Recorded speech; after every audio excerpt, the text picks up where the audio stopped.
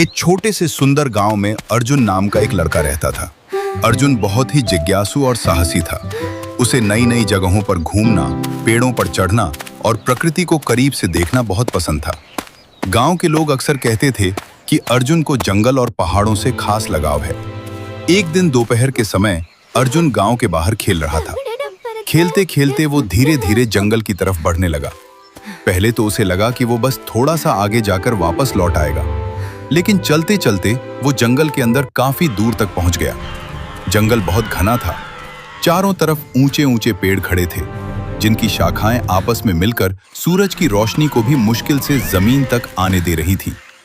हवा में पत्तों की सरसराहट गूंज रही थी और दूर दूर से अजीब अजीब आवाजें सुनाई दे रही थी। अर्जुन को अब थोड़ा डर लगने लगा था। अचानक पास की झाड़ियों में कुछ हिलने की आवाज आई। अर्जुन धीरे धीरे पीछे मुड़ा और जैसे ही उसने सामने देखा, उसका दिल जोर जोर से धड़कने लगा। सामने एक बड़ा भालू खड़ा था। भालू शांत खड़ा था, लेकिन उसे देखकर अर्जुन के हाथ पैर कांपने लगे। उसके माथे पर पसीना आ गया। वो समझ नहीं पा रहा था कि अब क्या करे। डर के मारे अर्जुन धीरे धीरे पीछे हटने लगा और फिर अचानक मुड़कर भागने लगा। वो जंगल में इधर उधर भागता रहा, लेकिन जंगल इतना बड़ा और घना था कि उसे बाहर जाने का रास्ता ही नहीं मिल रहा था। भागते भागते अचानक उसे दूर से एक आवाज सुनाई दी। Ton ton ton. ये किसी मंदिर की घंटी की आवाज थी। अर्जुन ने ध्यान से सुना और उसी दिशा में चलने लगा। कुछ देर बाद उसे पेड़ों के बीच एक छोटा सा हनुमान जी का मंदिर दिखाई दिया।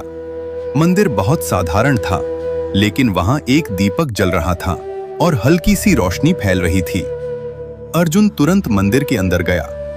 उसने हाथ जोड़कर हनुमान जी के सामने प्रार्थना की और बोला, हनुमान जी, मुझे बहुत डर लग रहा है। मैं रास्ता भूल गया हूं, कृपया मेरी मदद कीजिए। प्रार्थना करते करते उसका डर धीरे धीरे कम होने लगा। उसे अंदर से एक नई हिम्मत महसूस हुई। तभी उसकी नजर मंदिर के पास बने एक छोटे से रास्ते पर पड़ी। अर्जुन ने हिम्मत जुटाई और उस रास्ते पर चलना शुरू कर दिया। कुछ देर चलने के बाद जंगल धीरे धीरे कम होने लगा। पेड़ छोटे होने लगे और सामने से सूरज की तेज रोशनी आने लगी। और फिर अचानक अर्जुन जंगल के बाहर पहुंच गया। सामने उसे अपना गांव दिखाई दे रहा था। अर्जुन के चेहरे पर मुस्कान आ गई। वह सुरक्षित वापस घर की ओर चल पड़ा।